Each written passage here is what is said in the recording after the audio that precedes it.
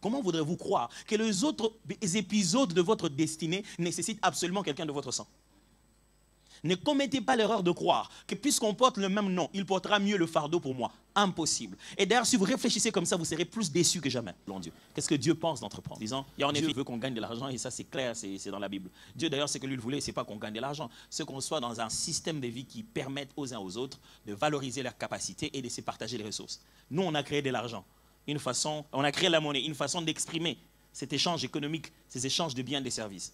Donc Dieu reste dans sa pensée, il veut qu'on en gagne. Et il veut qu'on gagne de l'argent. Il veut que chacun de nous se contente et vive avec ce qu'il va pouvoir faire valoir. Vous ne pouvez pas entreprendre, commencer quelque chose, quel qu'elle soit. Vous voulez faire une fondation, vous voulez faire une sorte d'association, vous voulez faire votre propre entreprise, vous voulez faire quelque chose, vous voulez travailler quelque part.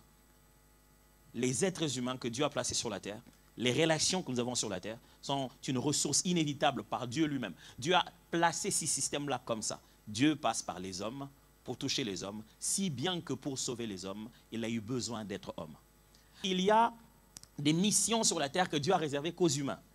Il ne peut pas le donner aux anges et à qui que ce soit d'autre. Si bien que pour sauver les hommes, Dieu sait qu'il fallait qu'il se fasse chair. Il aurait pu paraître en forme humaine. Non, ce n'était pas la forme, c'est aussi la substance. Il devait avoir du sang à l'intérieur. Il devait naître. Comment voudrais-tu réussir seul? Ce Dieu-là, fait chair, a eu besoin de faire naître d'autres personnes en musique pour faire accomplir ce plan. Autant d'un côté, une maman avait un message spécial venu d'un ange qui lui disait « l'enfant que tu auras sera un enfant spécial ». Autant une autre maman, quelque part, n'avait peut-être pas vu des anges, mais elle était en train de mettre au monde Judas. Et c'était dans le plan que Judas devait jouer son rôle, au point que Jésus, à table, lui dit « l'un d'entre vous ici, c'est lui ». Il sait, il est dans le plan. Il dit, Seigneur, n'est-ce pas toi qui les as choisis et l'un d'entre eux est un démon? Vous ne pouvez jamais atteindre le but de Dieu dans votre vie sans qu'un autre être humain ne puisse y participer. Impossible. Vous n'avez pourtant pas besoin de vous remplir des dettes morales. Ce n'est pas vous accrocher aux gens en parasite, non. Il s'agit du fait qu'on doit reconnaître qu'on a toujours besoin de quelqu'un pour nous amener quelque part. Toujours. Et vous serez, quand vous êtes en paix avec cette idée, vous êtes bien. Parce que vous savez qu'il y a des gens qui ont besoin de moi pour devenir, autant que moi aussi j'ai besoin des autres pour devenir. Celui qui a du mal à vouloir accepter l'aide des autres n'en donnera pas. Pourquoi? Parce qu'il s'est dit, ah, il n'a qu'à se débrouiller. Moi aussi je me débrouille. Vous voyez comment il réfléchit? Quand il sait que pendant que je me débrouille en mettant la main, quand il verra une main tendue, il va aussi l'aider. C'est comme ça que Dieu a placé les systèmes. Nous devions d'une certaine manière nous entraider. Et pour ça j'ai dit...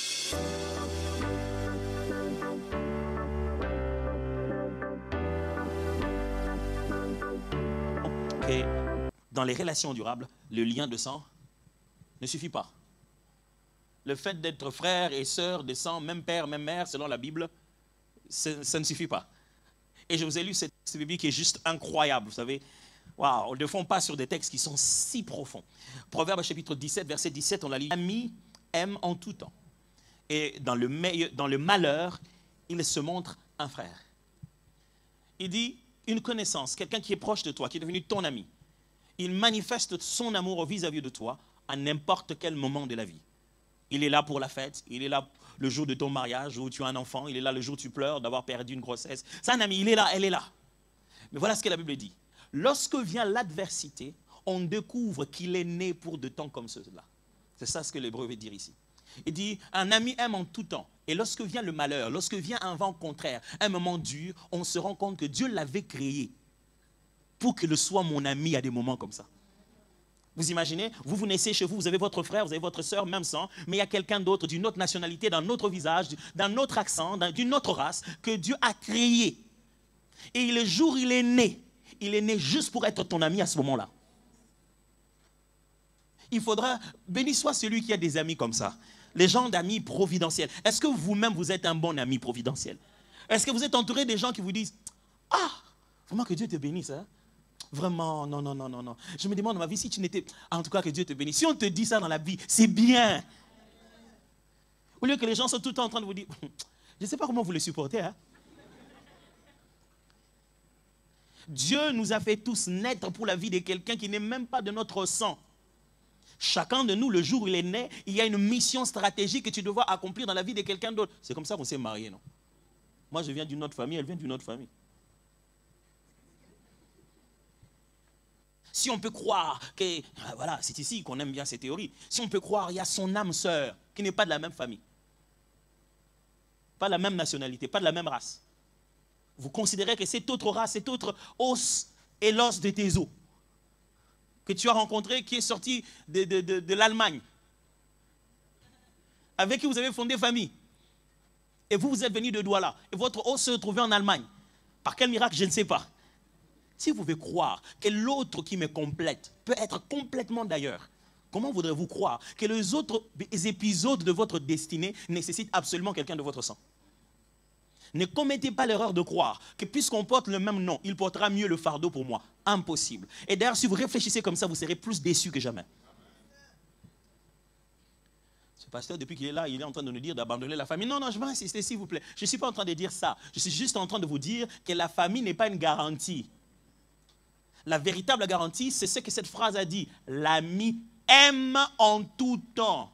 Et vous savez qu'est-ce qui se passe dans nos familles? On ne nous a pas souvent appris à nous aimer. On nous a dit, puisqu'on est né même père, même mère, donc on s'aime. Et très peu d'entre nous sont ici, ont un souvenir clair du moment où ils ont ressenti et ils ont compris qu'ils aiment leurs frères. Très souvent dans nos familles, on ne sait pas si on s'aime, on se supporte seulement. On se trouvait à la maison, on était déjà des colocs. C'est la chambre voisine, c'est mon frère, voilà. C'est pourquoi quand il fait ses histoires, on dit bon, il fait ses histoires, hein, c'est lui, sa famille, hein, ça va. Tu prendrais bien femme et enfant et vous irez voir un ami, faire un brunch ce jour-là. Entre vos familles vont se rencontrer. Vous voulez bien que vos enfants jouent ensemble. Vous ne faites même pas ça avec votre propre frère de sang. Pas parce que vous êtes mauvais, mais parce que cette attraction, ces atomes crochus, vous n'en avez pas. Vous ne les avez pas développés. Le sang ne suffit pas, mes amis. Si dans une famille doit se développer une relation, développez cette véritable relation d'amitié, devenez vraiment des amis. Oh, permettez-moi de faire des parenthèses et de parler de cette partie. Surtout les familles africaines, où chacun doit s'appeler, avant de dire son prénom, il faut un autre préfixe de grandeur, qui n'en fait qu'éloigner, éloigner davantage les gens, qui n'ont créé que de l'hypocrisie au lieu de créer du respect. Je ne vais pas entrer dans ça. Je voudrais être invité la prochaine fois. Mais la relation, on est en train de continuer là-dessus. C'est important, la relation est utile. Les relations doivent être saines, bonnes et stratégiquement placées par Dieu pour nous permettre de bien entreprendre. Si premièrement, les liens de sang ne suffisent pas, deuxièmement, une relation est faite des droits et des devoirs.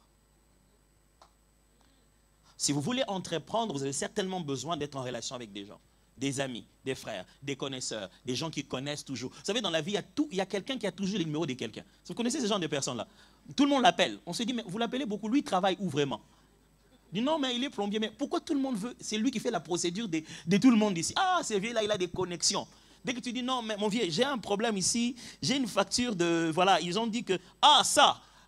c'est écrit formulaire 243. Oui. Ah non, ça c'est pas. Il ne faut pas avoir peur. Mais il travaille l'immigration ou quoi? Elle dit attends, je vais appeler des hommes ressources. Tu l'as rencontré, tu as rencontré un dictionnaire. Mais si vous êtes dans une relation, sachez-le que toute relation est bidirectionnelle. Vous ne pouvez pas être dans une relation où vous ne faites que demander. Ce n'est pas une relation. Vous êtes un parasite qui est en train de détruire la vie de quelqu'un d'autre. Ça, ce n'est pas une relation. Vous êtes en train de ruiner la vie de quelqu'un d'autre. Si à chaque message que je reçois de toi, c'est une demande, ce n'est pas une relation, c'est une relation banque. Ça, c'est une relation banque-client. Je peux rejeter certaines de tes demandes de crédit. Il faudrait que tu puisses prouver quand même des garanties. Mais franchement, parce que si on vit que pour que tu me demandes de l'argent, ce n'est pas une relation normale. Chaque relation qu'on a sur la terre devrait être équilibrée. De sorte qu'il y ait des droits et des devoirs. Vous savez, il y a des gens qui vous rappellent chaque fois. Mais c'est pourquoi? Pourquoi on s'est connus nous deux? Hein, moi, je ne peux pas rester comme ça en train de souffrir. Donc, ça veut dire bats-toi. Et rassure-moi. Mais j'aimerais savoir quels sont tes devoirs vis-à-vis de moi. Si tu vis dans une relation dans laquelle tu n'as pas de droit, tu es en train de souffrir. Cette relation est nocive et elle est en train de te détruire. Si tu vis dans une relation dans laquelle c'est toi toujours qui dois courir, il n'y a jamais un moment où on te fait asseoir et on te fait bénéficier. Ce n'est pas une relation, c'est de l'exploitation. Ce qui fait fonctionner une relation, ce ne sont pas des dettes, mais c'est la conscience des droits et des devoirs. Tu ne me dois pas ça parce que c'est une dette morale que j'ai placée dans ta tête. Tu me dois ça parce qu'on est dans une alliance qui s'appelle une relation. Tu as le droit et le devoir de me renvoyer l'appareil. Tu sais que je t'ai aidé, je ne t'ai pas aidé pour que tu m'aides. Mais si c'est une relation, il est autant courtois. Oublie le fait que moi je t'avais aidé. Tu es en position de m'aider. Est-ce que tu peux le faire par ton initiative personnelle? Oui, tu as le devoir de le faire comme j'ai eu le devoir de le faire. Tu ne me renvoies pas l'appareil. Tu n'es pas en train de faire parce que je le fais. Tu le fais parce que tout ami le fait comme ça, tout frère le fait comme ça, toute soeur le fait comme ça, tout collègue le fait comme ça. C'est tout aussi normal. Ça ne peut pas s'appeler relation s'il y en a un qui vient tous les jours, qui profite de tout et qui se lave les mains, et sur la bouche, et c'est tout. Ça ne s'appelle pas relation. Changez de nom pour ça. Quand on est dans une relation, quand on connaît quelqu'un, quand on est dans une relation, mes amis, sachez-le bien que toute relation dans laquelle vous allez vous accrocher fait créer à l'autre individu de droits sur vous. Entre autres, le droit de vous appeler, le droit de faire référence à vous, le droit de vous citer dans ses conversations. Oh mais moi je le connais, qui? François, ouais mais François, les droits de raconter vos histoires. Quand vous vous mettez en relation avec quelqu'un, vous lui accordez des droits. Sachez-le bien. Si vous n'avez pas besoin que quelqu'un ait des droits, alors ne vous approchez pas. Quand j'utilise des mots droits ici, je ne suis pas en train de dire de la tyrannie, tout pouvoir m'a été donné dans le ciel et sur la terre. Non, je suis juste en train de dire que il y a des choses pour lesquelles il ne faut pas qu'on passe dans une longue procédure de permission. Il te connaît quand même. Vous vous connaissez. Vous avez... les règles qu'on a mises pour tout le monde là à l'entrée ne sont pas les mêmes. Vous savez, si vous venez dans une maison, vous voyez qu'on a laissé tous ceux qui entrent laissent leurs chaussures dehors, là, dehors. Vous venez, vous n'entrez pas comme ça. Mais ne vous étonnez pas que l'enfant du propriétaire, quand il est entré, il n'a pas laissé. Il dit, mais pourquoi lui, il n'a pas laissé? Lui, il n'est pas toi. Il a des prérogatives. La relation qu'il a lui donne d'autres droits. Pourquoi? Parce que lui, ses chaussures, il doit les garder dans la chambre. Et toi, tu n'as pas des chambres là-bas. Cet exemple peut vous sembler être banal. Je suis juste en train de vous dire qu'à partir de ce moment-là, ne réclamez jamais d'une personne ce qu'elle donne à une autre personne. Parce que vos relations sont différentes. Chacun a des droits et des devoirs d'après le niveau de relation où on en est encore. Regardez un exemple que Jésus donne très bien. Il explique la loi de la relation à travers l'idée de la prière. Luc chapitre 11, versets 5 à 9.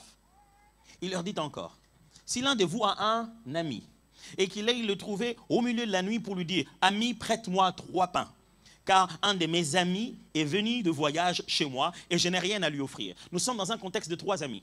Un ami qui est au milieu et qui est la nuit. L'ami A vient frapper à la porte de l'ami B. Papa, oui, qu'est-ce qu'il y a? Oh, comment ça va? Oui, j'étais en voyage, mais il s'est fait soir, je dois dormir ici. Ok, c'est pas un problème. Il a le droit de venir frapper chez lui parce que c'est son ami. Et il dit, mon cher, j'ai voyagé longtemps, j'ai faim. Et lui aussi, il n'en a pas. Il dit, tiens, attends, j'ai aussi un ami.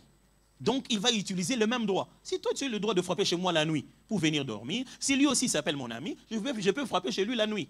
Écoutez la suite, la Bible dit. Car un de mes amis est arrivé, plutôt dit, il dit, oui, voilà, je reprends. Et leur dit encore, si l'un de vous a un ami qu'il le trouve au milieu de la nuit pour lui dire, ami, prête-moi 3 pains, car un de mes amis est arrivé de voyage chez moi et je n'ai rien à lui offrir. Et si, de l'intérieur de sa maison, cet ami lui répond, ne m'importune pas, la porte est déjà fermée, mes enfants et moi sommes au lit, je ne puis m'élever pour te donner des pains. Je vous l'ai dit, même s'il ne s'élevait pas pour le lui donner parce que c'est son ami, il s'élèverait à cause de son importunité et lui donnerait tout ce dont il a besoin. Et moi, je vous dis, demandez, et l'on vous donnera.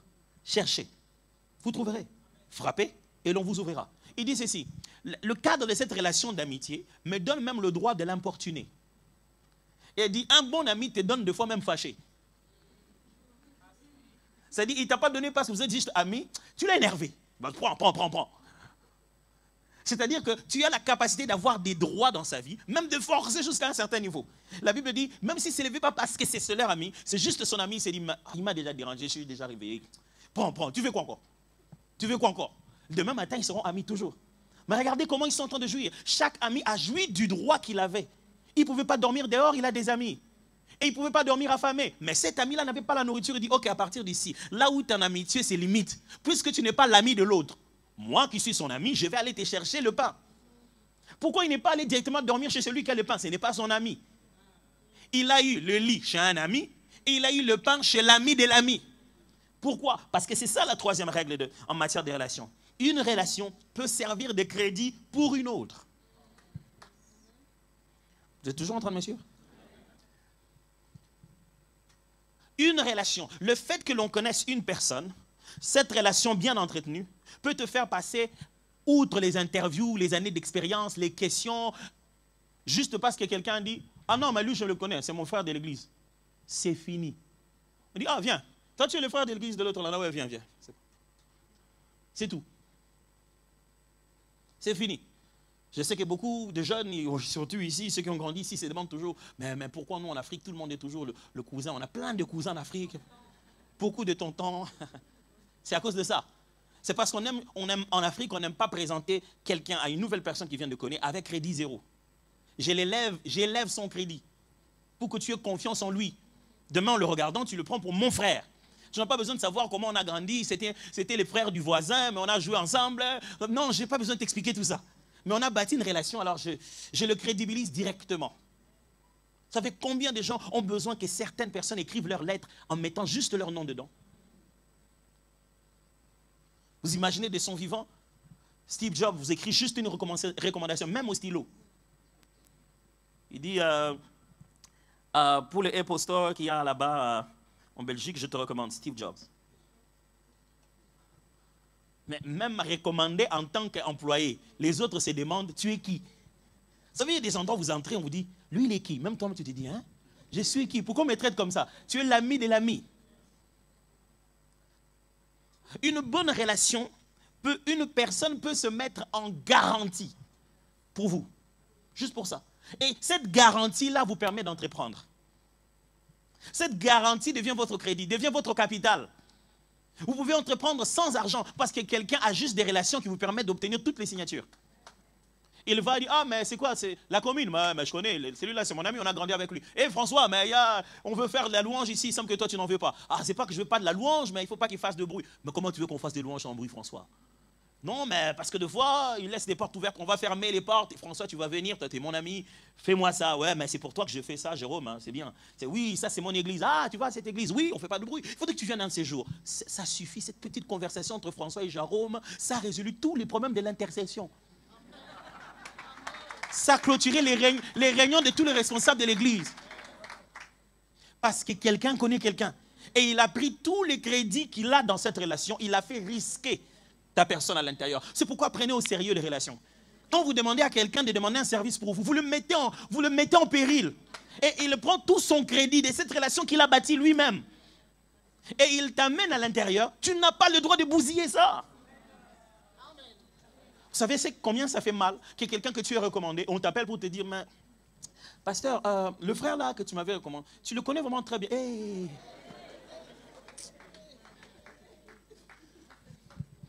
J'avais déjà dit.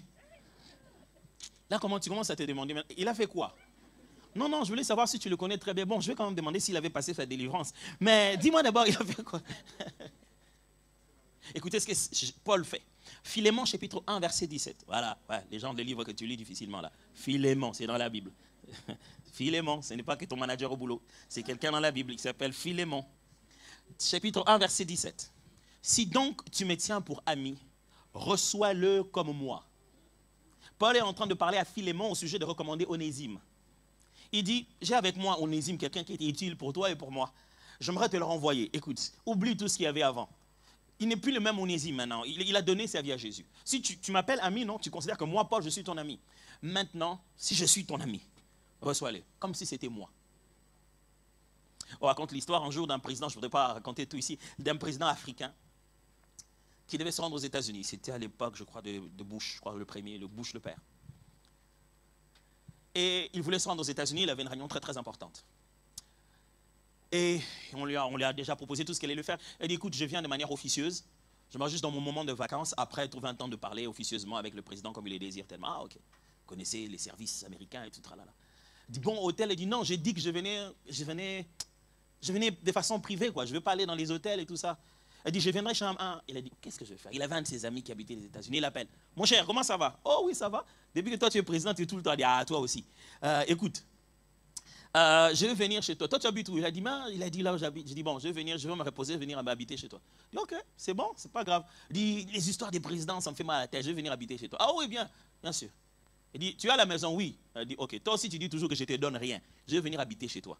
Il dit, ah, tu vas habiter chez moi, tu vas me donner quoi? Il ne savait pas ce que ça veut dire, que les présidents viennent habiter chez toi. Quand il coupe, 5 minutes après, on l'appelle. Il dit, bonjour monsieur, vous connaissez les Américains, ça me bien intimider. Bonjour monsieur, c'est la Maison Blanche, je veux passer le président de la République. Le président, les temps qu'ils disent le président de quoi? Il avait le président. Allez, bonjour. Il dit, mais arrêtez de me faire des chantages. Pourquoi vous êtes en train de blaguer avec nous, le peuple migré? Hein? Il dit, quel président des États-Unis m'appelle? Pourquoi? Il dit, ok, rentrez sur le site, regardez le numéro de la Maison Blanche. Oui, appelez le numéro de la Maison Blanche, demandez qu'on vous appuie sur 1. Ok, il appelle 1. Boum, c'est lui. Il dit, c'est bon, c'est passé. Tu crois maintenant que c'est... Oui, monsieur le président. Il dit, ok, j'ai un ami qui est censé venir chez toi, mais on m'a dit là où tu habites, je pense qu'il faudrait quand même mettre un peu plus d'aisance dans chez toi. Il dit, oui, mais il m'a dit qu'il va venir bientôt, mais je ne sais pas quand est-ce que vous voulez faire ça. Il dit, c'est déjà bon, au moment où je parle, il y a des gens devant chez toi. Le temps qu'il ouvre la fenêtre, on a déjà barricadé. Il faut que je vérifie où est-ce qu'il va dormir. On a grossi, donc le confort qu'on a opéré pour ce président. Le jour où il est parti, il a dit, tu me dis toujours, je ne te donne rien. Ça, c'est quoi? Le simple passage a bouleversé toute sa vie. Totalement. Il y a des relations qui deviennent un crédit pour une autre relation. Chaque relation que tu as, garde ça très bien. Peut-être ce n'est pas pour toi, c'est pour tes enfants. Peut-être ce n'est pas pour toi, c'est pour un ami d'un autre ami. Tu n'es pas obligé de, je sais pas moi, de te plonger complètement à l'intérieur de chaque relation, mais ne va pas rendre les relations tendues pour rien. Je ne sais pas si ça parle à quelqu'un. Paul dit, maintenant ne les reçois plus comme Onésime, reçois-les comme moi. Tu t'imagines? Vous savez ce que ça signifie? Et ne le reçois pas juste comme moi, Paul. Reçois-le comme moi, Paul, ton ami. Quand il vient, ne le reçois plus comme le serviteur qu'il était. Reçois-le comme mon ami. Vous savez, dans la vie, vous allez aller très loin juste par des bonnes recommandations. Vous pouvez ouvrir des portes que par des recommandations. Vous arrivez là et dites non, je viens parce que... Ah, ok, c'est bon, on y va. Je me souviens une fois, j'ai été recommandé quelque part, j'arrive, c'était même pas en RDC. Il m'a dit, c'est déjà qui que vous venez, qui vous a envoyé? J'ai cité le nom de la personne. Il m'a dit, oui, j'ai cité son prénom, il s'appelait Joseph. Il dit, Joseph, il dit, quel Joseph? On était en anglais, alors je ne me souvenais plus de son prénom. Il dit, Joseph, de son nom de famille, j'ai regardé. Quand j'ai cité, il dit, ah, the director. Je dis, oh, ce gars-là. Il ne s'est jamais présenté qu'il était le directeur. J'avais une autre recommandation et je n'étais même pas conscient. Il dit, mais pourquoi tu ne m'avais pas dit avant? Viens, viens. Du coup, j'étais dans la salle d'attente. J'ai eu mon propre salon d'attente. On m'a traité bizarrement. Je me suis dit, oh, il fallait que je dise aussi son nom de famille apparemment. Juste comme ça. Lui, tout ce qu'il m'avait dit, écoute, va au 4e niveau, dis-leur que c'est moi qui t'envoie. Rencontre telle personne, dis-leur que c'est lui, il va te donner le papier. Moi, je vais, je cherche.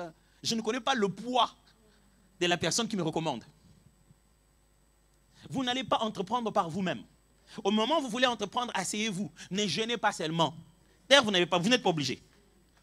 Posez-vous la question, je connais qui? Qui est-ce que Dieu m'a permis de connaître le long de ma vie? Et je l'ai connu pour des temps comme ceux-ci. Je connais qui à l'église. Je connais qui dans la famille. Je connais. Et heureux êtes-vous si vous avez ces genres de personnes qui sont des dictionnaires. Quand tu l'appelles, tu dis, mon cher, est-ce que tu connais quelqu'un qui est quand même dans le domaine de l'agriculture? Tu dis, ouais, je connais. Tu connais l'oncle tel. Vous savez, dans toutes les familles, on a un recenseur chargé des recensements familiales. Celui qui connaît tout le monde. Tu demandes, mais est-ce qu'il y en a? Même à l'église, il y en a. Il y en a toujours. Quand tu es là, tu te poses la question, ok, je veux commencer dans le domaine de la beauté. Frère, est-ce que tu connais quelqu'un de l'église qui aura un salon de coiffure? Oui, oui, oui. Tu vois la sœur Rose, celle du protocole. Oui, mais là, ça. Oh, j'ai jamais su. Ah, vous êtes là à l'église, mais vous ne connaissez pas des choses. Il y a des gens comme ça qui sont des annuaires. Ils connaissent tout le monde. Alors, voici ma question pour vous. Pouvez-vous mettre votre relation en risque pour quelqu'un d'autre? Avez-vous suffisamment de crédit pour devenir une porte ouverte pour quelqu'un d'autre? Si vous ne pensez pas à le faire pour quelqu'un, on ne le fera pas non plus pour vous. Ce que je vous enseigne, ce n'est pas ce qui va vous arriver. Je vous enseigne ce qu'il faut pratiquer, ce que vous devez faire. Parce que quelqu'un d'autre qui est absent ici doit faire pour vous. Sinon, c'est à lui que je devais parler. C'est dans la mesure où chacun de nous commence à se voir comme une porte de bénédiction que Dieu va aussi lui ouvrir une porte de bénédiction. Dieu, il donne la sémence au sémeur, pas à celui qui doit venir moissonner. Alors, est-ce que votre relation peut ouvrir de portes à quelqu'un? Est-ce que les relations que vous avez dans votre vie, vous êtes capable de vous dire, je veux maintenant entreprendre, avec qui je vais entreprendre? Avec qui vous devez entreprendre? Ne considérez pas le sang comme le critère fondamental. Avec qui vous devez entreprendre, sachez choisir une personne dans la relation dans laquelle il y a des droits et des devoirs. Avec qui vous devez entreprendre, posez-vous la question, sur les épaules de qui je peux me mettre? Je ne suis pas obligé de reprendre à zéro. Qui peut-il me porter? Mais si vous allez demander d'être porté, soyez prêts à porter. Parce qu'il y a des gens qui exploitent les épaules des autres, qui ne font que bondir sur chaque opportunité. Et entre-temps, personne ne sait bondir à travers eux. Qui font même des relations de façon, je veux dire, ce n'est pas intelligible, c'est manipulatoire. Il appelle ceux pour qui il bâtit. Il y avait un jeune homme à qui il dit ça. Il voulait tout le temps demander de l'argent à son frère qui habitait ici. Et on le connaissait à force de demander tout le temps de l'argent. Alors, il s'est rendu compte que son frère ne voulait plus lui en donner. Alors, il a échafaudé une stratégie spéciale. Quand il sait qu'il va appeler vers la fin du mois, il prend 2 semaines avant. Il commence à appeler ses enfants. Par sa femme. C'est qu'à 7 heures, il n'est pas au boulot, il appelle sa femme. Ah, tantine, comment ça va? Oh, ça va, tonton, oui. Comment vont les enfants? Je voulais juste les écouter. Oh, oui, passe-les-moi. Oh, il fait rire les enfants. Chaque semaine, il appelle 3 à 4 fois. Il ne veut parler, il ne parle pas aux parents. Il veut juste passer un petit moment avec les enfants.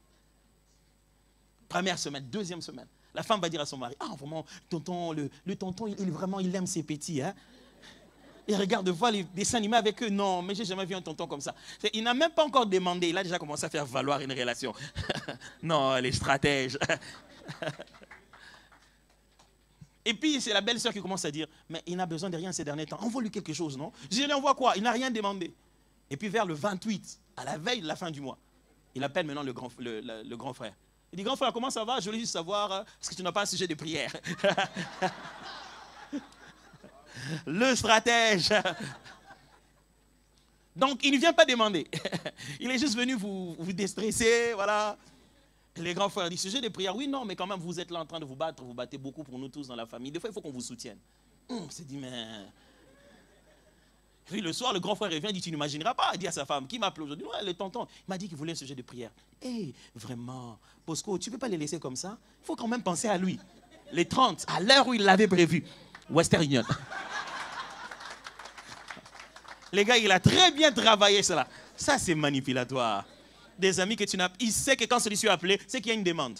Si ce n'est pas immédiat, c'est au bout de la semaine. Il reprend contact parce qu'il y a quelque chose à demander. Il est bien vrai, il est sûr qu'on n'appellera pas tout le monde à tout moment. Il y en a ceux qu'on aura toujours appelé un peu en retard. Ou un événement va nous rappeler qu'il faut les appeler. Mais sachez-le que quand vous êtes dans une relation, quand vous êtes sur terre, Dieu vous donnera toutes sortes de relations. Et ces relations sont là pour entreprendre. Vous êtes qui pour les gens? Ah non, moi je n'aime pas m'attacher. À moi, on se voit, on parle, on finit, on s'attache. Est-ce que tu as déjà vu 2 personnes en train de se promener attachées? Pourquoi tu ne veux simplement rien dévoir aux autres? Tu te dis, je vais tellement rien dévoir aux gens que je ne veux qu'ils me doivent rien aussi. Mais tu te fais du mal en fait. Tu dis, non, mais moi là-bas, je n'ai pas de relation. Moi, je n'aime pas être trop... Vous savez, pasteur, j'ai déjà entendu les gens dire ça à l'église. Hein. Il dit, moi, dans cette église, je suis que membre simple. Ah. Et le niveau supérieur, c'est quoi? Membre composé?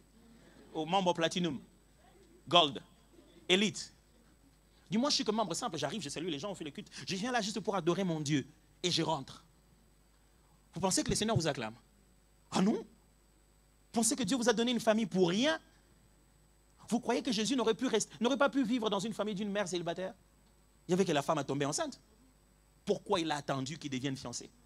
Pourquoi il a attendu que Jésus soit élevé dans une famille équilibrée des 2 parents? Pourquoi il veut des adorateurs au pluriel?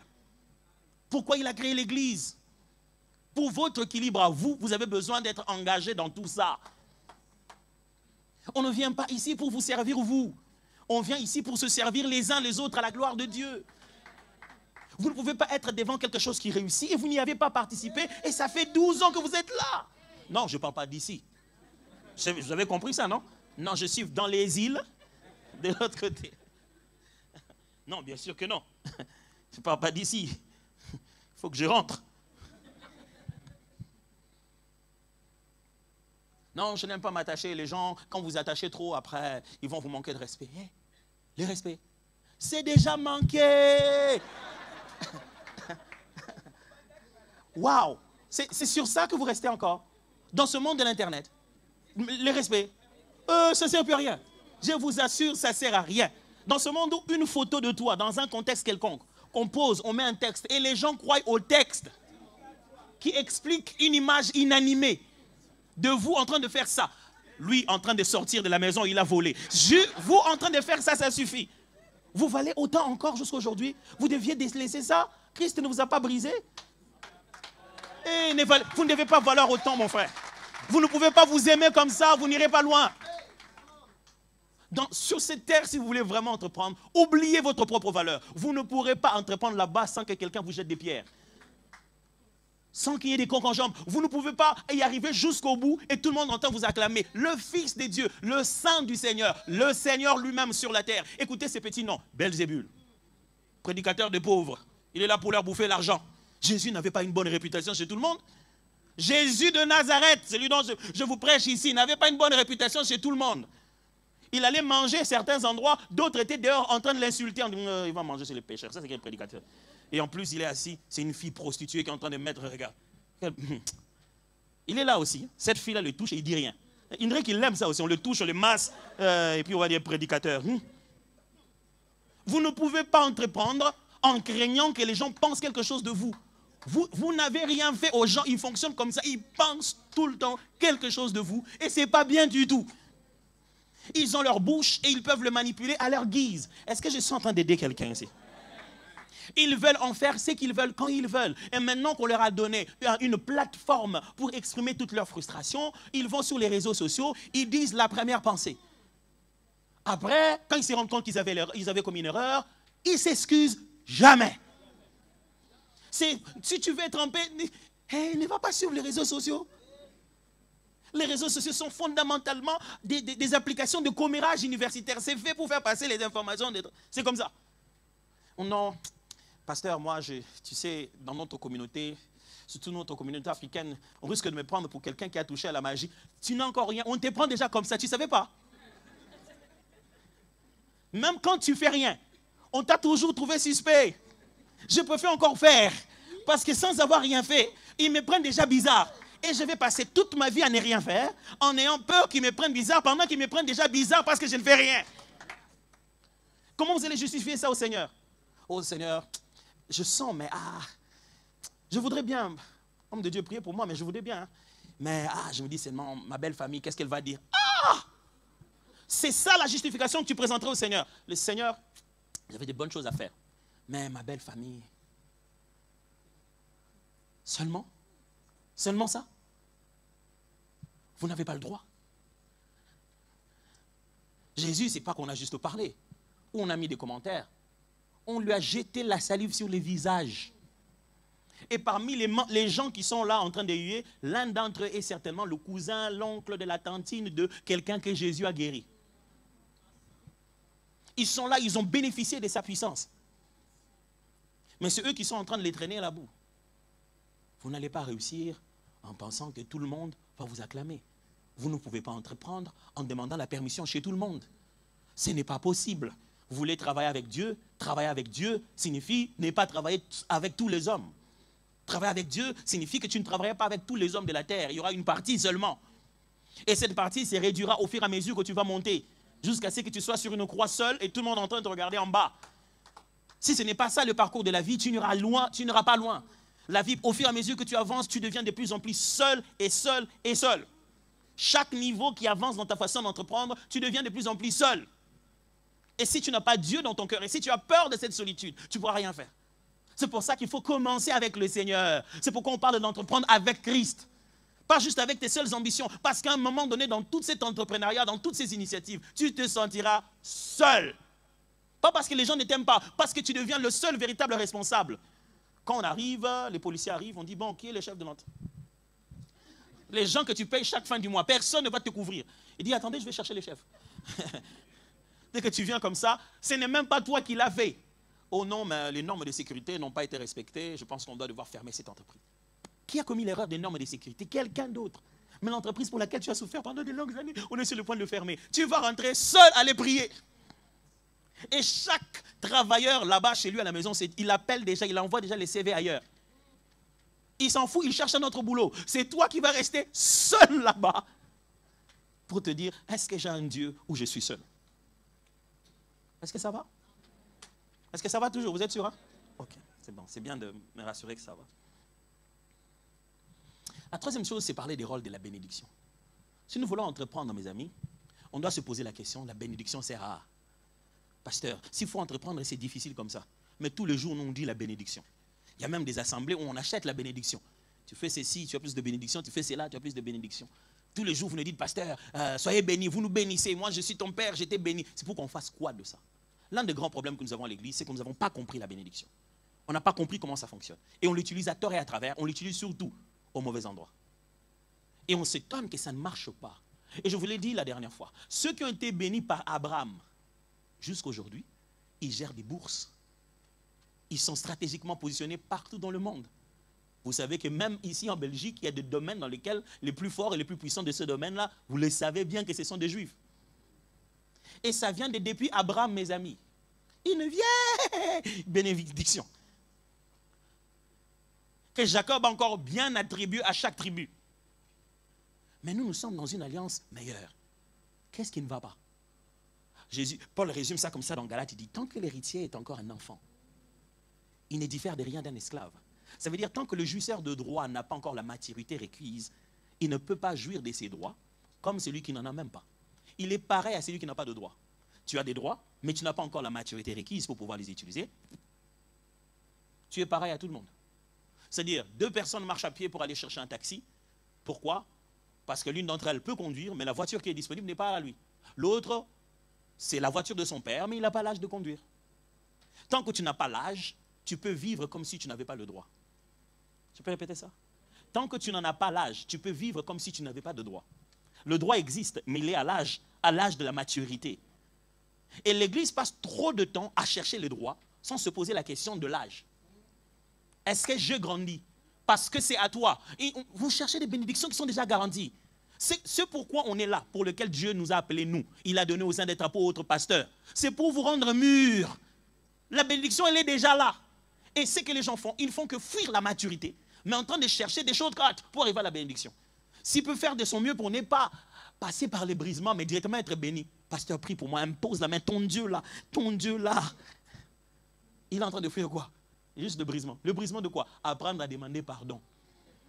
Il n'y a pas de prière là. Il aurait dû juste aller dire vraiment pardonnez-moi. Mais il dit je vais montrer à ma femme. Je vais lui montrer. Non, va lui demander pardon, elle avait raison. Et quand vous passez tout votre temps, c'est ma femme qui est en train de rire de moi. C'est qui n'a place à bien taire. Je fais une blague, je dis, elle arrive au mauvais moment de la prédication. Juste ça. Nous avons transformé des prédicateurs en des... Allez, je vais les appeler comment? Vous savez, il y a ces youtubeurs qui vous donnent des raccourcis. Réussir sa vie en 5 étapes. Ce n'est pas la prédication de la vie. Ce n'est pas ça la prédication de l'évangile. On vous montre la voie qu'il faut suivre. On ne va pas vous trouver des raccourcis. Jésus n'est pas les raccourcis, il est le chemin. Et ce chemin-là est déjà bien tracé. Suivez simplement le chemin. Je ne vous trouverai pas une recette de 3 manières de se passer du nom de Jésus. Impossible. Il faut que ça se fasse selon la parole de Dieu, d'après les Saintes Écritures. Et la bénédiction doit fonctionner d'après la Bible. Même si je vous donne des noms. Oh, j'ai été choqué un jour en entendant un témoignage d'une dame qui est allée quelque part dans un pays du monde, d'Afrique, malheureusement. Elle est allée parce qu'elle avait un problème de conception. Elle avait rencontré un homme de Dieu qui a parlé tellement de lui qu'il avait le pouvoir et Dieu lui avait donné des choses et tout ça. Elle est restée dans l'endroit, elle était obligée de rester dans le lieu que cet homme de Dieu a construit. Donc elle devait payer son arrivée, payer son hôtel, payer tout, son huile d'onction et tout. Et on a dit que pour les cas des problèmes de grossesse, de fertilité, il fallait avoir une impactation de l'homme de Dieu. Et l'impactation de l'homme de Dieu, toutes les femmes étaient là, elles allaient chacune d'entre elles à son tour, elles ne les savaient pas. Et ça fait un moment dans son foyer, elle n'avait pas d'argent. Elle n'avait pas plutôt d'enfants. Donc elle était allée là-bas pour découvrir finalement que l'impactation, c'était recevoir la sémence de l'homme de Dieu. Et ce n'est pas dans une boîte. Donc cette femme devrait devenir adultère au nom de Jésus pour recevoir sa grossesse. C'est quoi la formule? Depuis quand vous êtes devenu comme ça? Pasteur, ce qui énerve, c'est qu'après, ils vont te dire, ah, pasteur, vraiment, on m'a pris beaucoup d'argent. Je dis, on était avec toi quand ça a commencé, pourquoi tu ne m'as pas demandé? Non, mais pasteur, vous êtes seulement là, on ne voit pas les gens qui tombent. Mais si tu veux, on peut organiser un jour, on se bouscule.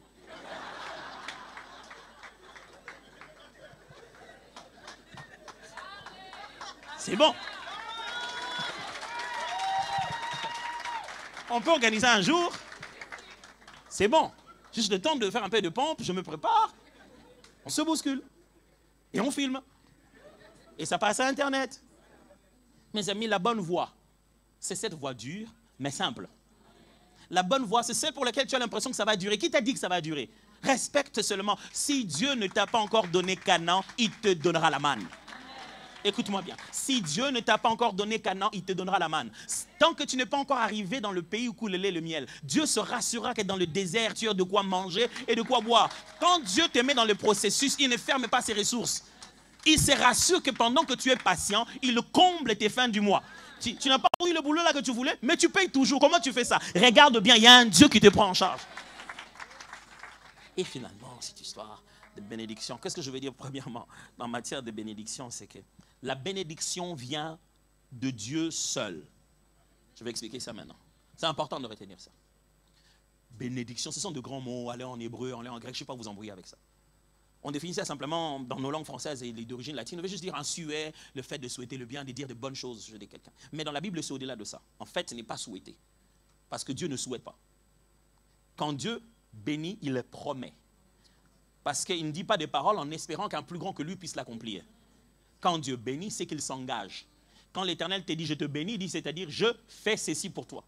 Mais quand quelqu'un d'autre te dit « il te bénit », c'est dit que l'Éternel fasse. Mais Dieu ne met personne au travail à sa place. Dieu, quand il bénit, il s'engage lui-même de faire. Dieu ne te bénit pas pour que, en te disant vraiment, mon enfant, je te bénis, en espérant que la vie va être compatissante vers toi. Non. C'est lui. Quand Dieu te bénit, c'est qu'il fait une promesse. Il s'engage lui-même à pouvoir faire ce qu'il te dit.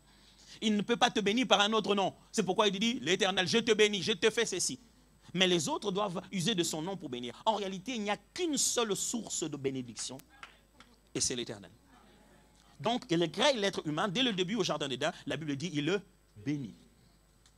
Mon frère, le verbe bénir est sorti de la bouche de Dieu avant Jésus-Christ sur la terre. Je vais répéter ça. Dieu bénit l'être humain avant qu'il devienne chrétien. La bénédiction n'est pas d'abord l'apanage de notre foi. C'est une garantie de sa paternité. C'est un équipement surnaturel pour rendre l'homme autoritaire sur cette planète. Il fallait les qualifier de façon distinctive pour qu'il ait la divinité à gérer l'humanité. Et cette qualification surnaturelle, il appelait ça bénédiction. Et il l'a donné à l'homme, avant même de pécher ou de ne pas connaître, il l'a donné juste à l'homme, pas d'église, pas de pasteur, il a créé l'être humain, il a directement béni l'homme. Dès la première minute, il savait qu'il allait en avoir besoin. Personne ne peut réussir sans la bénédiction de Dieu. Alors là, maintenant, on est perdu, en se disant, est-ce qu'il ne faut pas être chrétien pour être béni par Dieu? C'est ça le problème, c'est là tout le problème. Non, mes frères. Comment il a béni Abraham? Abraham était chrétien. Est-ce que vous savez que la bénédiction dont nous sommes bénis n'est pas la bénédiction de Christ? Nous sommes bénis de la bénédiction d'Abraham. Reconnaissez que ceux qui ont la foi, qui sont fils d'Abraham. On dirait que je vous ai embrouillé. Hein? Il fallait me dire oui, j'allais être très content. Il n'y a qu'un seul qui bénit. Il n'y a qu'un seul qui fabrique cette chose qui te qualifie. C'est Dieu. Est-ce que quelqu'un m'entend très bien? Si vous avez compris cela, vous allez comprendre une chose de très importante. En réalité, il n'y a qu'un seul qui maudit aussi. La malédiction est le revers de la bénédiction. C'est l'autre côté de la bénédiction.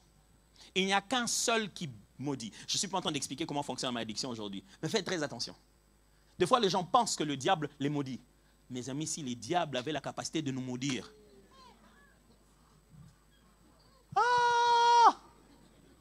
on ne serait pas comme ça. Il sait comment fonctionne la malédiction. Il sait comment nous pousser à nous y mettre à l'intérieur. Mes amis, la bénédiction, ce n'est pas Dieu. La bénédiction, c'est une chose que Dieu te donne. Tu peux partir avec loin de lui. Est-ce que vous me suivez très bien? C'est lui qui a la bénédiction, n'a pas Dieu. Il a juste reçu quelque chose que Dieu lui a donné. Alors, qui a bénédiction ne veut pas dire qu'il a Dieu. Détrompez-vous, celui qui est béni n'a pas Dieu. Il l'a rencontré quelque part. À un moment donné, Dieu lui a fait faveur. Quelqu'un peut se promener avec la faveur de Dieu sans Dieu.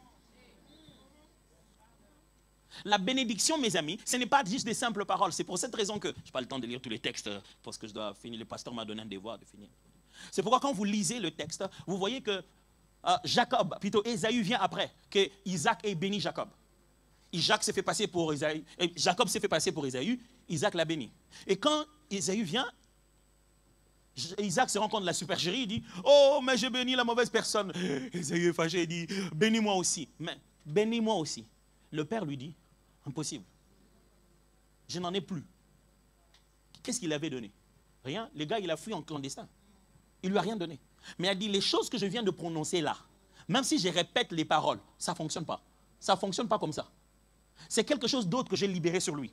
Ce que je lui ai donné est substantiel, c'est tangible. Il a eu ça. Je ne peux pas juste le retirer en disant, bon, ok, récupère. Non, je dois devoir annuler ça en prononçant des choses contraires. Or, j'avais prévu aussi de les bénir, mais d'une autre bénédiction. Et Ésaü commence à se dire, est-ce que tu n'as même pas quelque chose pour moi? Souvenez-vous, le jour où Jacob se rencontre avec Ésaü, Ésaü lui dit, Jacob, pourquoi tu m'envoies des choses? Je suis béni, je n'ai même pas besoin de tes trucs-là. Il était même plus aisé que la souffrance qu'a vécu Jacob pendant 14 ans à chercher une femme. Comme quoi, bénédiction ne veut pas dire bien matériel. Ça veut dire une fixation de ta destinée finale. Quand Dieu est le seul qui bénit, en fait, ça signifie il accorde la bénédiction par sa souveraineté. C'est-à-dire, il est le seul qui décide qu'il bénit. N'est-ce pas lui qui dit, j'ai aimé, c'est dans Malachie, n'est-ce pas? Il dit, Malachie 1, 2, 3, moi je vous ai aimé, déclare l'Éternel, et vous me demandez, en quoi donc nous as-tu aimé? Ésaü n'est pas le frère de Jacob? Demande l'Éternel. Or, j'ai aimé Jacob, et j'ai écarté Ésaü. Je fais de ces montagnes un pays désolé, et j'ai livré sa patrimoine au chacal du désert. C'est Dieu qui décide. Jacob, Ésaü, il dit, bon, je préfère Jacob, je vais le bénir lui. Sur base de quoi? Sur base de rien. Il n'y a rien à faire pour que Dieu vous bénisse. C'est lui qui décide la bénédiction. Mais voici la bonne nouvelle. Si vous êtes d'une race, d'un pays, d'une origine, d'une famille, qui, selon vous, n'a pas été bénie, il y a une autre possibilité. Vous pouvez être béni de toutes sortes de bénédictions spirituelles dans le lieu céleste en Christ. C'est pourquoi on vous parle d'entreprendre en Christ. C'est la meilleure position dans laquelle les bénédictions sont garanties. Alors si vous me dites que vous n'avez pas reçu quelque chose de la part de vos parents parce qu'ils n'ont pas eu un grand nom, en Christ, vous trouvez toutes sortes de bénédictions. C'est Éphésiens qui dit ça. Grâce soit rendue à Dieu qui nous a bénis de toutes sortes de bénédictions spirituelles dans le lieu céleste. Si vous voulez entreprendre là où ça ne va pas échouer, vous devez faire ça en Christ.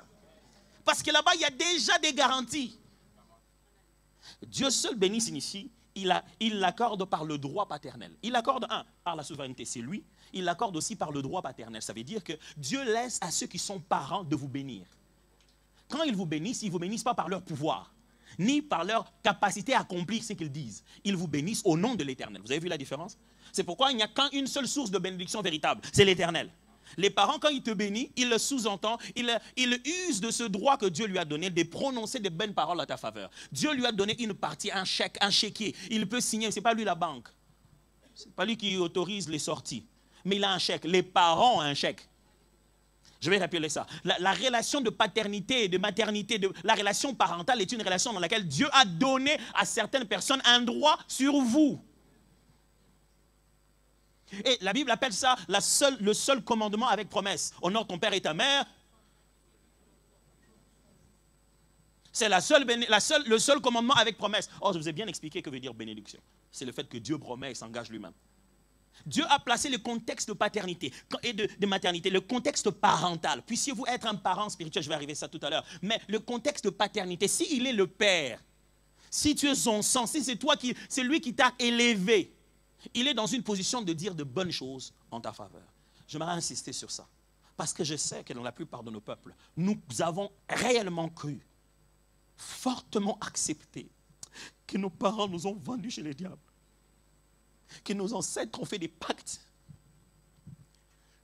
Et ceux qui vous ont bénis, ça ne marche pas ça.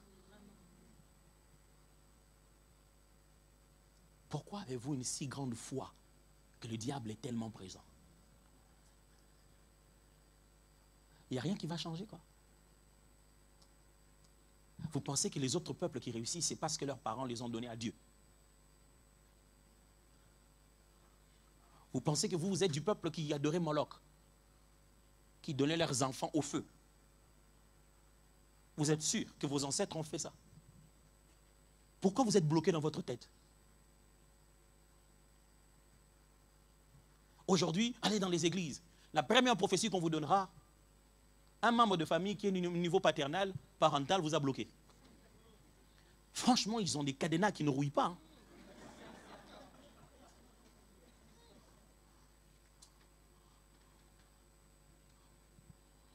Si tu crois ça, ton fils, ta fille, un jour, il te dira que c'est toi qui l'as bloqué. Et tu seras là en train de te dire, moi, je n'ai rien fait. Oh, non, c'est ça l'héritage. Tu nous avais dit qu'on t'a bloqué par ton père. Si ça ne marche pas, c'est lui.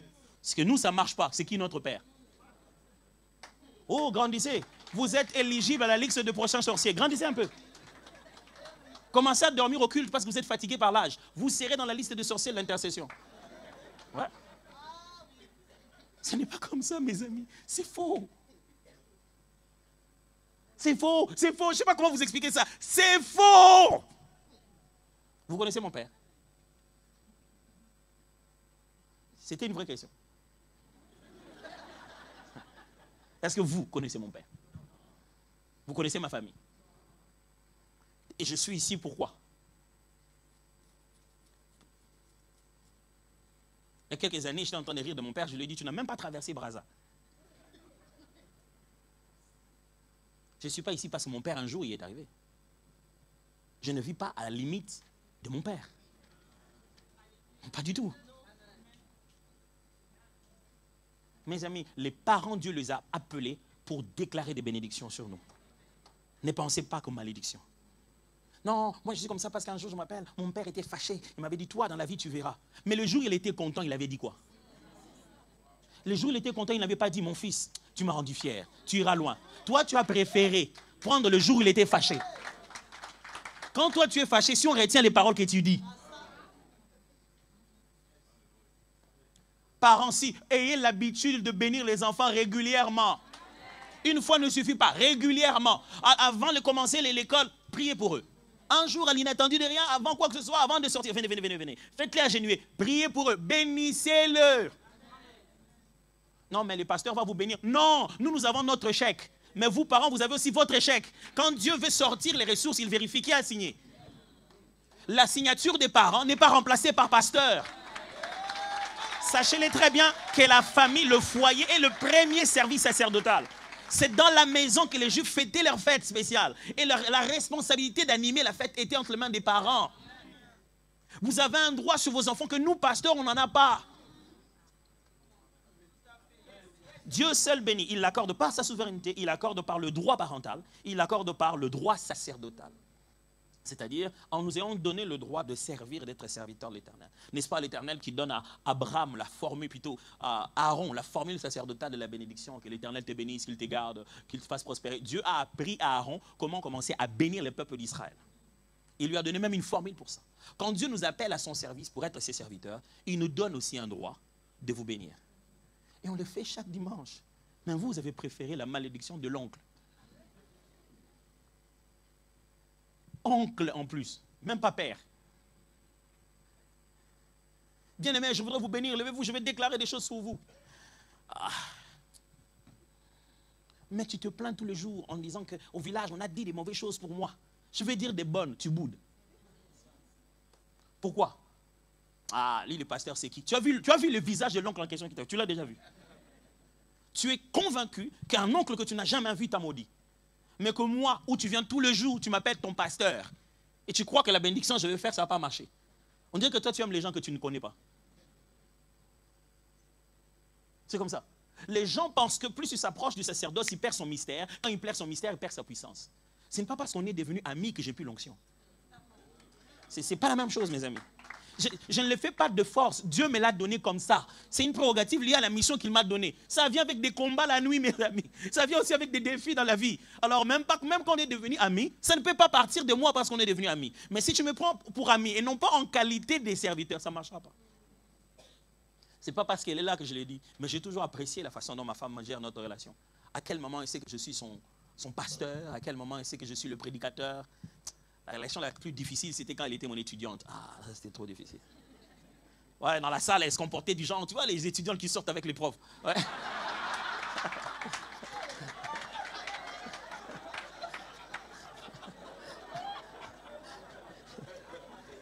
Tu sens que cette étudiante, il y a un truc avec les profs.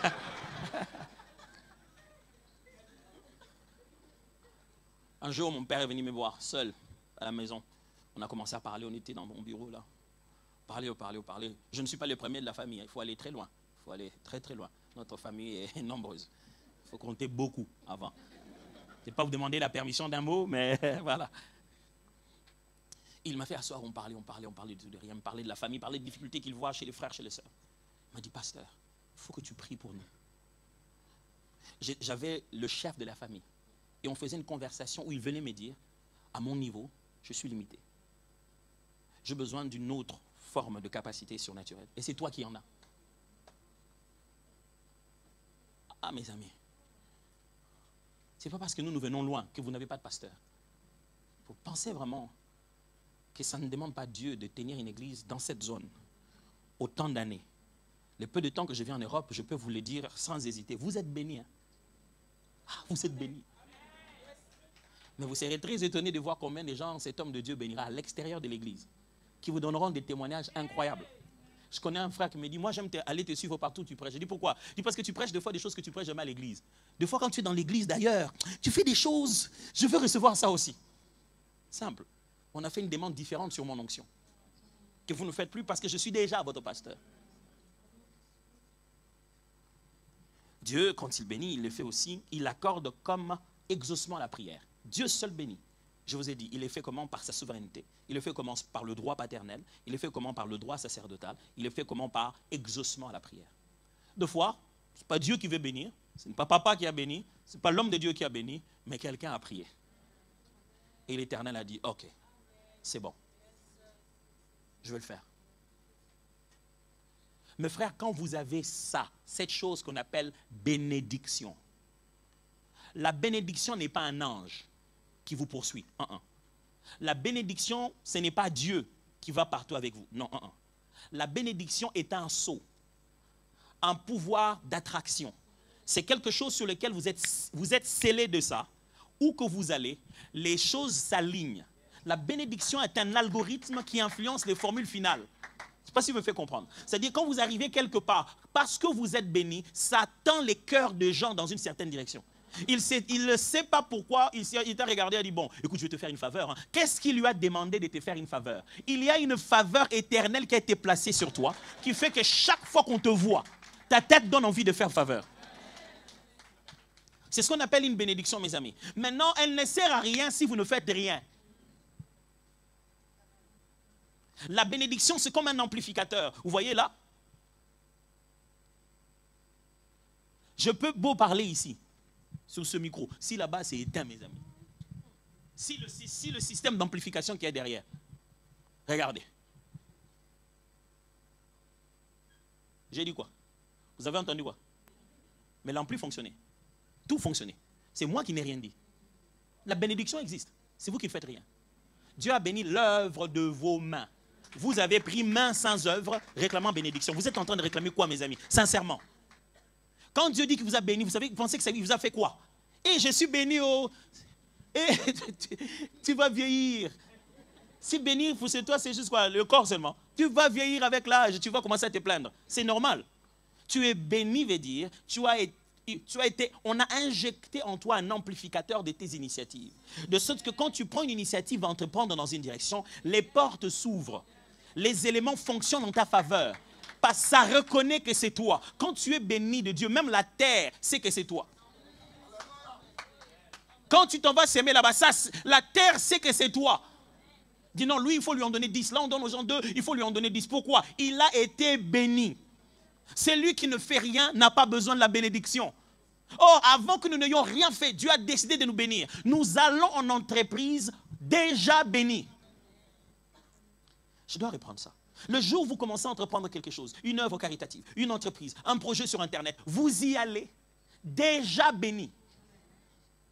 Et c'est cette bénédiction qui va aligner les relations nécessaires. C'est cette bénédiction qui te fait penser à quelqu'un que tu n'as plus pensé. C'est cette bénédiction qui fait que tu t'arrêtes au McDo du coin là où vous vous rencontrez avec lui.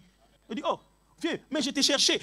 La bénédiction l'a cherché et l'a placé sur ton chemin. Mon frère, quand tu es béni de Dieu, la bénédiction fonctionne en ta faveur, là bien avant. La bénédiction, c'est la chose qui fait qu'on t'envoie le mail là au moment où tu t'y attendais les mois et c'était les bons moments. Tu sais, oh, un mail. Oh. Ils ont dit quoi? Oh, regarde, ça tombe bien, c'est justement ce que je voulais. Écoutez, quand la bénédiction arrive, même la banque fait une promotion spéciale qu'ils n'avaient pas fait. Il dit, ça tombe bien, on a maintenant une nouvelle promotion, on voulait lancer demain, mais puisque tu es là aujourd'hui, écoute, je te fais une faveur. Pourquoi ils lancent la promotion au moment où moi je suis venu demander ce crédit? Là seulement. La bénédiction est un précurseur qui va ouvrir les portes avant pour que tu ailles faire quelque chose. Si tu ne fais rien, tu ne la vois pas, la bénédiction. La bénédiction est pour ceux qui sont en action. Si tu ne fais rien, tu risques de croire que tu n'es pas béni. Où est-ce que tu cherches ta bénédiction? Il y a beaucoup d'entre nous qui pensent qu'être béni signifie être celui à qui les gens vont faire des faveurs. Que les gens vont juste penser à toi. Vous savez, quand on dit aux gens, vous dites, le Seigneur va vous bénir. Ah, vraiment que Dieu me bénisse, je suis là seulement comme ça. Quelqu'un pense à moi, il m'offre une voiture. La bénédiction, je vais peut-être le dire comme ça. Est-ce que je vais le dire? Je vais quand même le dire. Mes amis, on a peut-être grandi dans nos continents, vous le savez, je n'ai pas besoin de le répéter. Mais la bénédiction, ce n'est pas de l'aide internationale. Je ne sais pas si vous comprenez de quoi je parle. La bénédiction, ce n'est pas que quelqu'un vienne vous dire qu'il vous a aidé et vous a donné gratuitement. Il n'y a rien de gratuit. Au point qu'aujourd'hui, quand on explique aux gens dans nos églises, bénédiction, ils pensent que quelqu'un va juste venir lui donner. Non, bénédiction veut dire toi tu vas faire et ça va se multiplier. Eh, pasteur, je vais faire un témoignage. Oui, j'ai un témoignage, j'étais là seulement comme ça, quelqu'un, j'étais là comme ça, je n'avais rien fait. Il m'a dit comment ça va aujourd'hui, il m'a donné $200. Voilà comment Dieu bénit les gens. Dieu passe toujours par les gens pour bénir les gens. Ok, c'est bien, ça peut exister aussi. Moi j'ai un témoignage, oui, j'ai tenté une affaire et j'ai perdu $4000. Et il faut couper les liens.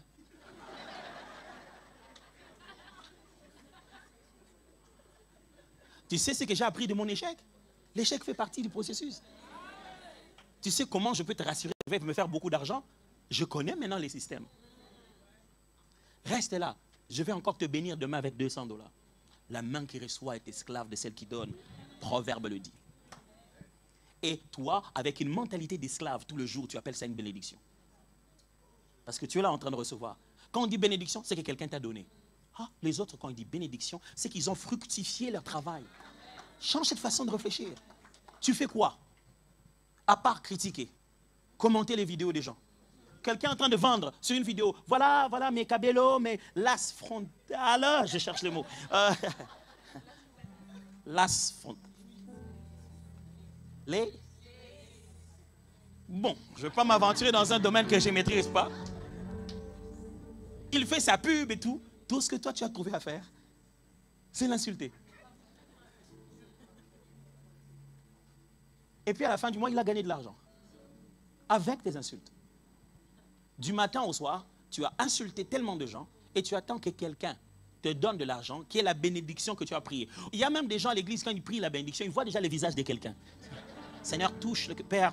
Je ne veux pas, Seigneur, compter sur l'homme, tu peux être déçu. Mais Seigneur, touche le cœur de quelqu'un pour pouvoir me faire du bien. Ce n'est pas comme ça que marche la bénédiction. La bénédiction marche de sorte que, vous savez, la bénédiction marche sans prière. Quand elle est sur toi, elle est sur toi. C'est un sceau, mes amis. C'est un sceau qui fait que tu es reconnaissable partout. C'est un sceau qui permet à ceux qui sont de Dieu, et même à ceux qui ne sont pas de Dieu, de reconnaître ta différence. Eux, ils appellent ça l'étoile. C'est un langage qui est venu d'Orient avec les mages. Il dit, nous avons vu son étoile. Ce qui veut dire, tout le monde peut voir quand tu es béni. Ils savent que celui-ci, il a une étoile. Est-ce que quelqu'un est prêt à utiliser la bénédiction qu'il a reçue? Tu ne verras la bénédiction agir que quand tu vas frapper dans les portes. Quand tu es en mouvement. Il n'y a jamais de bonnes idées qui, dès que tu l'as pensé comme ça, tout le monde aime ça. Non, ça fait peur. C'est un peu petit, ça fait un peu peur. Mais quand l'Éternel t'a béni, avance. Avance. David n'a pas affronté Goliath parce qu'il n'avait pas peur. Non, parce qu'il était béni de l'Éternel. Et on a répandu sur lui une onction. Il s'est dit, je ne vais pas me battre pour moi-même, je me bats au nom de l'Éternel. Quand dans ton cœur, tu sais que ce que je fais, c'est pour bénéficier aux autres, l'Éternel, tu utiliseras toujours. N'essaye pas de pouvoir, vous savez, il y a une expression chez nous, hein, ça n'existe pas chez tout le monde, mais il y a une expression chez nous au pays, c'est une expression en lingala qui veut dire, en français par traduction, il dit, quelqu'un qui dit comme ça, le jour où moi j'aurai ce que je veux, eh bien ils prendront de l'eau par la seringue. Par une aiguille. C'est ça, non? C'est-à-dire qu'au lieu de boire de l'eau normale, ils vont... Et c'est comme ça qu'ils vont boire de l'eau. C'est-à-dire que le jour où toi tu es béni, nous, on est en problème. Il y a des gens qui attendent la bénédiction pour confronter leur milieu. Ça ne sert pas à ça. Jésus n'est pas mort à la croix pour que les gens puissent t'acclamer et qu'ils te voient bien. Il y a des gens, tout ce que tu fais de bien les énerve. Ils te voient avec le véhicule. Lui aussi avec ses véhicules. C'est pas moi qui ai fait le véhicule là. C'est une marque Opel, ça se vend là-bas. J'ai choisi ça. Qu'est-ce que j'ai fait? Tu ne pourras jamais te justifier.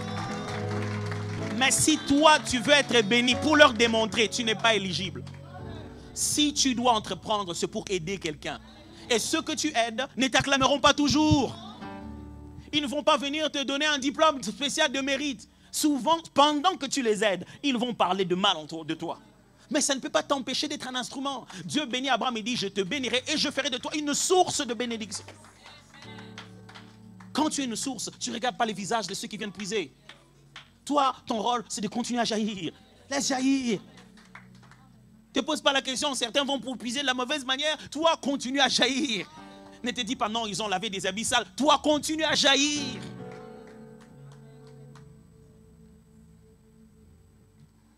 J'ai épuisé toutes mes minutes. C'est demain qu'on a un talk show, un moment d'échange, des questions et tout. Je serais bien heureux de pouvoir avoir vos questions demain. Hein, c'est pour ceux qui n'auront le temps. Je n'ai pas épuisé tous mes points, mais j'ai épuisé mes minutes d'aujourd'hui. Comme ça, vous allez m'inviter la prochaine fois. Alors, donc... Ah, c'est pour rire. Voilà les défis que je vous lance aujourd'hui. Qu'est-ce qui vous empêche d'entreprendre?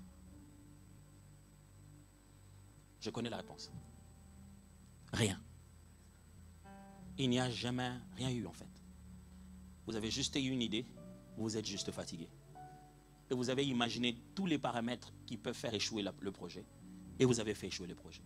Et vous avez regardé le passé en vous disant, ah mais la dernière fois quand je l'avais fait, ça n'avait pas marché.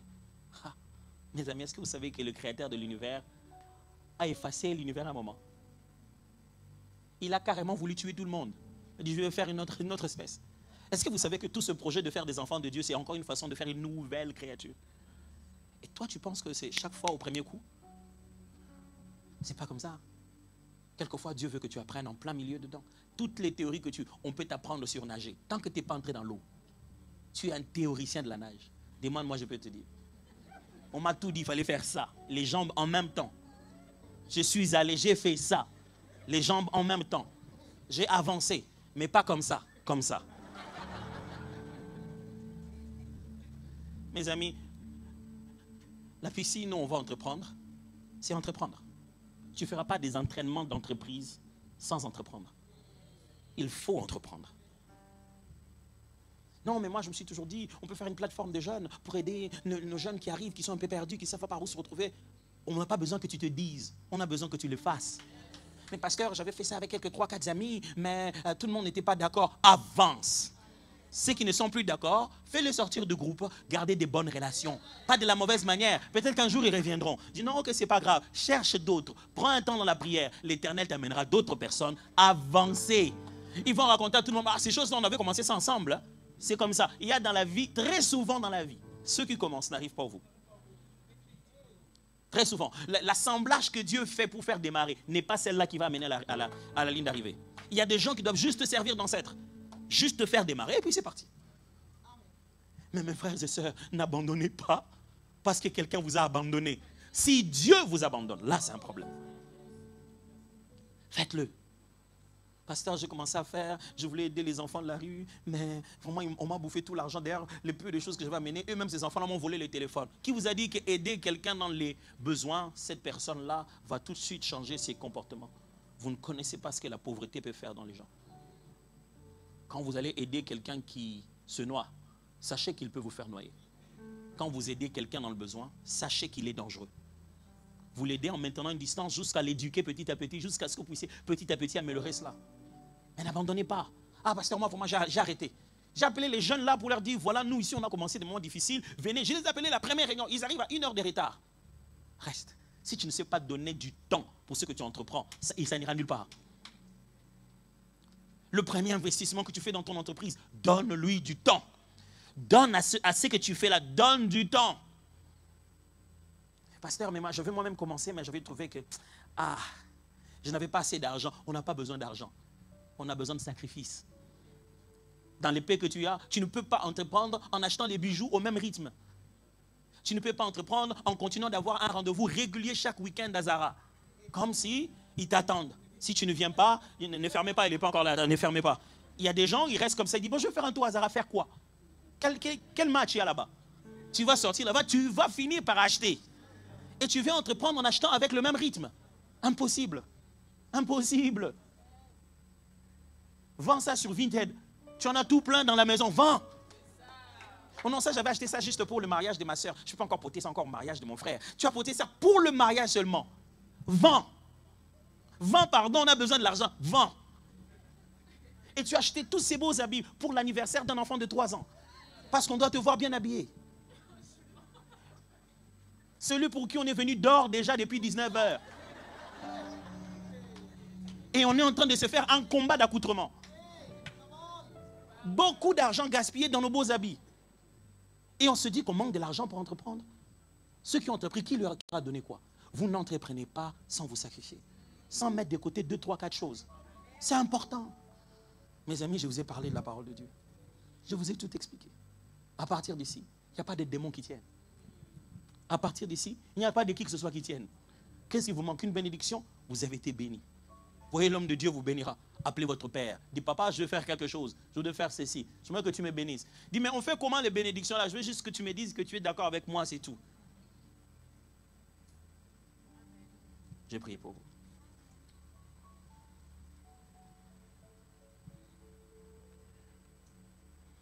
Mon Dieu, on a parlé. À un moment, on a ri. À un moment, on a failli verser des larmes. On est passé par beaucoup d'émotions. Mais pourquoi enseignons-nous ces choses si ce n'est pas pour le bonheur de ce peuple qui vient tout le jour? Ce n'est pas pour enrichir l'église de la borne, mais c'est pour transformer les cœurs de chacun, à devenir un instrument utile de Dieu pour la société. On n'est pas là pour venir qu'à l'église. On peut amener l'église partout. On n'est pas là pour juste se jouir de temps de louange, de cette joie seule. On peut amener cette joie dans des foyers brisés, dans des prisons bondées, dans des quartiers désœuvrés. On peut les amener aussi pour enrichir nos foyers, pour multiplier des valeurs dans nos familles, résoudre des problèmes financiers, se mettre au-dessus du système, vivre dans la stabilité. Père, ai-je tout dit? Je ne sais pas. Mais je prie qu'au milieu et à travers ces faibles mots prononcés, dans la limite de mon jargon et de mes vocabulaires, la pensée claire de Dieu ait traversé les cœurs avec puissance. Oui, avec puissance. Et que ce soir, chacun d'entre nous prenne une décision. Ça ne sert à rien si on ne décide pas. Ça ne sert à rien si on ne se dit pas à partir d'aujourd'hui. Je prie que quelqu'un revienne sur son téléphone et regarde ses idées qu'il avait. Rentre dans son ordinateur, revoie ses idées qu'il avait. Que quelqu'un regarde encore ses ossements desséchés et dise vie. Et que ces idées qui sont encore embryonnaires commencent à prendre chair, commencent à monter et en lequel tu souffleras de ton esprit. Et un jour on entendra des témoignages ici. Pasteur, moi, à ce métanoé là, j'avais telle idée. Voici ce que c'est devenu. Dieu, ne pouvais-tu pas créer l'univers en un jour? Pourquoi tu en as pris 6 jusqu'au 7e? C'est une affaire de processus. Je prie que ce soir, chacun d'entre nous accepte d'entrer dans le processus de la concrétisation de ce qu'il veut entreprendre. Que chacun se dise qu'il y aura des étapes, il y aura des sacrifices, il y aura de l'engagement, mais avec Dieu, nous ferons des exploits.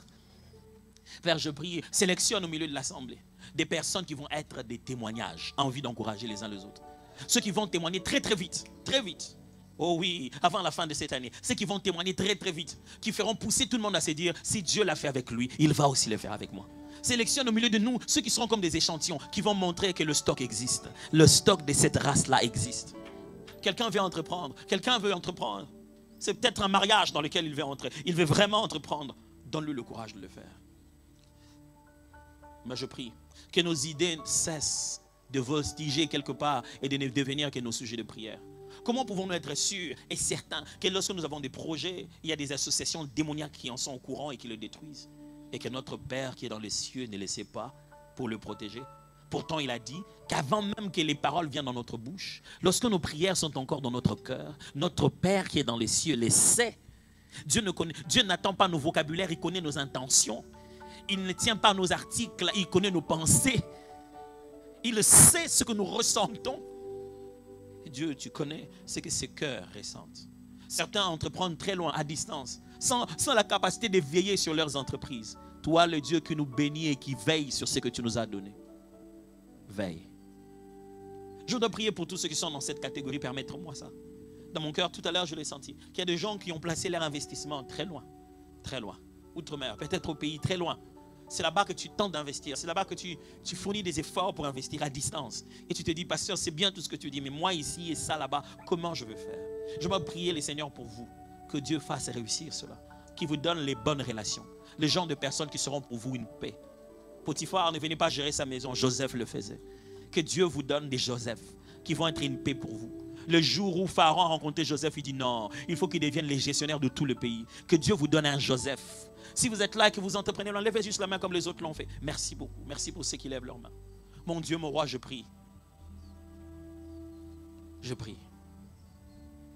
C'est toi qui leur as donné d'initier ces choses qu'ils ont commencé. Eux-mêmes, très distants et incapables de pouvoir être réguliers à cet endroit. Dieu, tu as fait sortir Joseph du milieu de peuple d'Égypte, du milieu de peuple d'Israël, pour qu'il devienne juste un gestionnaire dans la maison d'un Égyptien. Mon Dieu, il y a un ami qui est né pour des temps comme ceci. Il y a un monsieur, il y a une dame quelque part qui est née pour qu'à ce moment-ci, il aide cette entreprise à pouvoir évoluer. Je prie que la bénédiction le localise, que la bénédiction l'attire, que la bénédiction le place sur leur chemin. Père mon Dieu, je prie, donne-leur des hommes et des femmes qui sont une bénédiction, une ressource divine. Donne-leur des connexions, des individus qui leur causeront du repos. Depuis qu'ils sont là, ils voient finalement les bénéfices. Depuis qu'ils sont là, ils voient finalement le travail être fait. Donne-leur des gens pour qui ils te béniront tout le jour en te disant, depuis que telle personne est venue dans cette affaire, maintenant j'arrive à dormir en paix. Je prie que cela se fasse ainsi, dans le nom puissant de Jésus. Père, tu nous as donné cette recommandation de les bénir. Je les bénis au nom puissant de Jésus. Et que cette bénédiction affecte leur affaire à distance, pendant qu'ils dorment, que quelqu'un ne dorme pas, pour pouvoir assurer leurs intérêts, parce qu'il a été interpellé par Dieu pour être source de bénédiction pour eux. Que quelqu'un porte leur projet comme si c'était son propre fardeau. Au nom de Jésus. J'aimerais prier pour juste cette catégorie des personnes qui ont essayé d'entreprendre en famille. Vous avez déjà essayé de faire des choses en famille ou vous en faites déjà? Vous avez les frères et sœurs de sang, de cousins, vous avez essayé d'entreprendre au milieu de vous. Mais jusqu'ici, ça ne décolle pas comme voulu. Je sentais dans mon cœur juste de prier pour vous. Et que le Seigneur, au milieu de tous ces sangs-là, amène quelqu'un que lui, il avait créé pour un temps comme celui-ci. Gardez juste votre main levée. Si vous entreprenez, vous avez des projets qui sont d'ordre familial, vous gérez une entreprise de famille, vous travaillez en famille. Juste votre main légèrement levée. Merci pour ceux qui lèvent leurs mains. Père, je prie d'abord pour la réconciliation dans le cœur. Tu sais que chaque fois qu'on est ici ensemble, ça devient source de plus de problèmes que de paix. Je prie la paix dans le cœur. Même si ça porte notre nom, nous tous ne sommes pas des bons gestionnaires. Permets de l'humilité dans la famille. Que certains soient capables de se dire, je me mets de côté pour que ça avance. Rendez-moi de compte, mais je ne peux pas m'ingérer dans ça. Seigneur, permets cette humilité dans nos familles. Qu'on soit capable de propulser un individu qui arrive à garantir nos intérêts à nous tous. Mais par-dessus tout, amène au milieu de nous quelqu'un qui n'a pas le même nom, pas le même visage, pas le même sang, mais qui est né pour des temps comme ceci. Mais qui est né pour nous sortir de cela. Père, envoie-leur un administrateur, un gestionnaire, un comptable, mais quelqu'un de stratégique, dont l'intelligence va faire prospérer les affaires de toute cette famille. Mon Dieu, nous avons prié pour ça ici. Mais je prie pour nous tous ici. Donne-nous de léguer quelque chose à nos enfants et aux enfants de nos enfants. Donne-nous de ne pas envoyer nos enfants à l'école pour nécessairement imaginer chez quelqu'un d'autre où travailler. Donne-nous de leur léguer un travail, un lieu où ils s'épanouissent. Donne-nous de leur léguer une activité, une entreprise, un lieu dans lequel ils viennent s'exprimer. Donne-nous de leur faire le plus grand cadeau d'héritage. Non pas des billets de banque qui se dévaluent avec le temps, mais une activité remplie des valeurs. Seigneur, nous n'avons pas fait tous ces séminaires et tous ces efforts juste pour entendre de belles paroles. La parole que je vous annonce est esprit et vie. Qu'après ces séminaires, une autre histoire commence. Une autre histoire commence dans cette église.